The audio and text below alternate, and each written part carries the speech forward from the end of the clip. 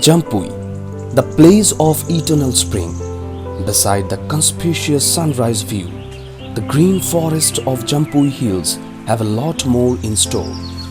The forests, amidst the blooming nature, is a home to various species with eye-catchy surroundings that can tranquilize the onlooker.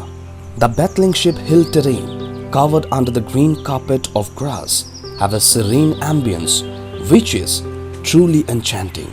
The glory of Jampui Hill finds its perfect ode at Eden Lodge, which welcomes the avid traveler. Let's visit Jampui to unfold enigmatic scenic vista.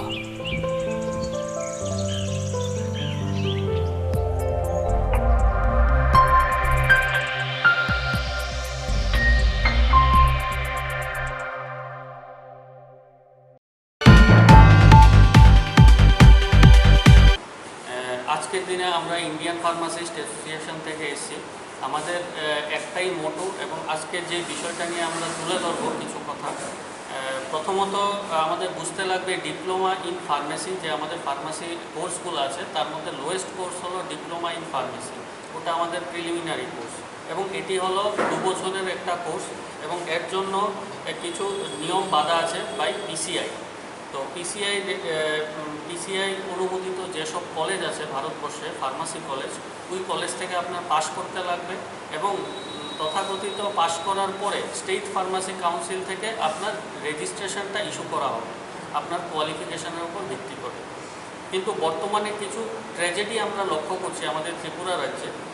দুঃখজনক ঘটনা হলো ত্রিপুরা রাজ্যে বা রাজ্যের বাইরে বেশ কিছু অসাধু লোক আছেন যারা কি করছে এডুকেশন কনসালটেন্ট হিসেবে কাজ করছে এবং ওই ক্ষেত্রে দেখা গেছে মাধ্যমিক পরীক্ষায় যারা বিজ্ঞান বিভাগ 12 পরীক্ষায় যারা বিজ্ঞান বিভাগ নিয়ে পাশ করেননি, আর্টসে বা কমার্সে পাশ করেছেন, তাদেরকে অসাধু উপায়ে বিজ্ঞান বিভাগে পাশ করিয়ে আনা হচ্ছে এবং ডিস্টেন্স মোডে ওদেরকে অনিয়মিতভাবে ওদেরকে ডিপ্লোমা কোর্স করিয়ে আনা হচ্ছে বাইরের কোনো কলেজ থেকে, যেখানে as per pharmacy act pharmacy প্রফেশনটা কোনো ডিস্টেন্স মোডের এডুকেশন সিস্টেম নয়। তার জন্য আপনার রেগুলার ক্লাস করতে হবে, কলেজে গিয়ে উপস্থিত থাকতে হবে, প্র্যাকটিক্যাল করতে লাগবে, তারপরেই আপনি ফার্মাসিতে ডিপ্লোমা বা ডিগ্রি বা হায়ার এডুকেশন কোয়ালিফিকেশান সার্টিফিকেট অর্জন করতে পারবে।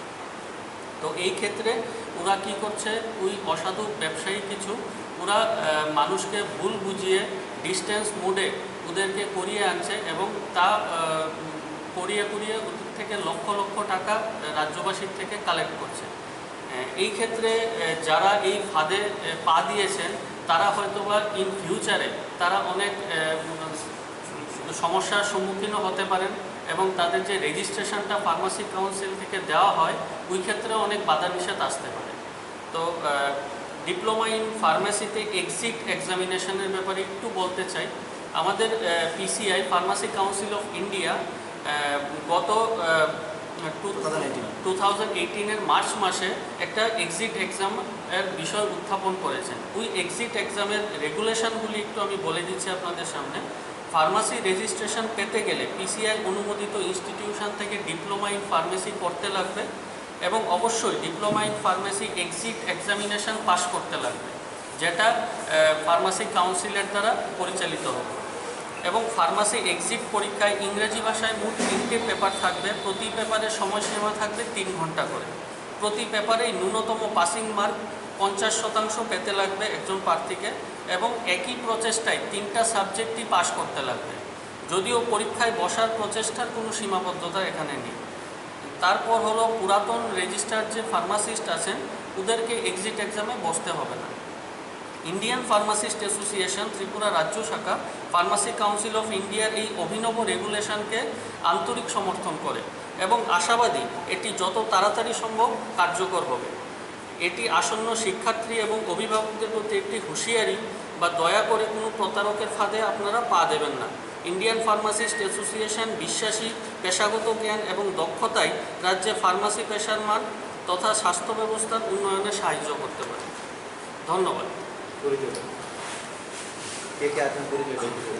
আমি অমিত চন্দ্র সাহা, ত্রিপুরা। আবার একটু বলুন নামটা। আমি অমিত চন্দ্র সাহা, আমি ইন্ডিয়ান ফার্মাসিস্ট অ্যাসোসিয়েশন ত্রিপুরা ব্রাঞ্চের ডেপুটি সেক্রেটারি। আমি